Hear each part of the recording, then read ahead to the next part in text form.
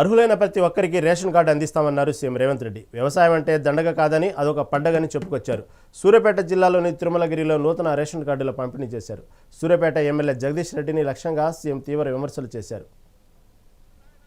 ఎట్లొస్తాడో ముఖ్యమంత్రి అడ్డుకుంటా ఆయన గోదావరి నీళ్లు తేలేదు అని అన్నాడట. నేను ఆయనకు చెప్పదలుచుకుని పక్కనే కూతవేటు దూరం ఉంది, ఈ పక్కనే ఉన్నాడు. ఆయన ఉన్నది 3 అడుగులు, ఆయన 6 అడుగులు ఎత్తే కూర్చున్నాడట ముఖ్యమంత్రిని అడ్డుకుంటా అని. 3 అడుగులు ఆయనకు నేను ఒక మాట చెప్పదలుచుకున్నా. 3 రోజులు అవకాశం ఇస్తే గోదావరి జలాలు తుంగతుర్తి నియోజకవర్గానికి తెస్తా అని ఆయన పేపర్ల ప్రకటన చూసిన. 3 రోజులు కాదు, 10 ఏళ్ళు మీకు అవకాశం ఇచ్చిండు. ఎందుకు దేవాదుల నుంచి తుంగతుర్తికి నీళ్లు తీసుకురావలేదు? గోదావరి జలాలతోని ఈ ప్రాంత భూములను ఎందుకు తడపలేదు అని నేను అడుగుతున్నా. అయ్యా, గ్లాసులో సోడా పోసినట్టు కాదు గోదావరి జలాలు తుంగతుర్తికి తేవడం అంటే. నీకు తెలిసిన విద్య ఒక్కటే, దొరగారి ముందల చేతులు కట్టుకొని గ్లాసులో సోడా పోయడమే కానీ నీకు తెలిసిన విద్య అంతకంటే లేదు.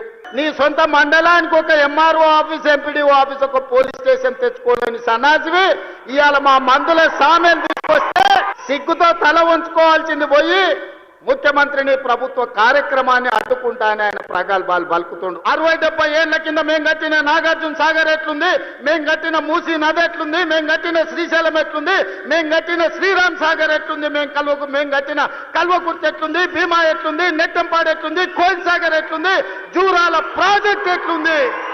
మాట్లాడదామా, చర్చ చేద్దామా? నాగార్జున సాగర్ కట్ట మీద మేం కట్టింది ఎట్లుందో, మీరు కట్టిన మేడిగడ్డ సుందిల్ అన్నారం పోదమా? ఆడనే కూలిన కూలేశ్వరం కాడ మిమ్మల్ని ఉరి తీసిన తప్పు లేదు.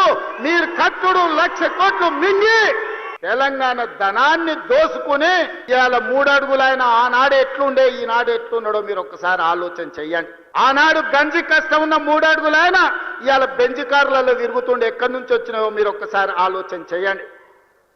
ఇవాళ ఈ వేదిక మీద నుంచి నేను మాటిస్తున్నా, 2.5 సంవత్సరాలు ఈ ప్రభుత్వం పూర్తి చేసుకునే లోపల 1,00,000 ప్రభుత్వ ఉద్యోగాలు ఇచ్చి 1,00,000 మంది నిరుద్యోగ యువకులను ఉద్యోగాలు కల్పించి వాళ్ళ కుటుంబం ఆత్మ గౌరవంతో బ్రతికే విధంగా ఉజ్వల భవిష్యత్తు అందించే విధంగా ఈ ప్రభుత్వం చర్యలు చేపడుతుందని చెప్పి నేను ఈ సందర్భంగా తెలియజేస్తున్న మిత్రులారా.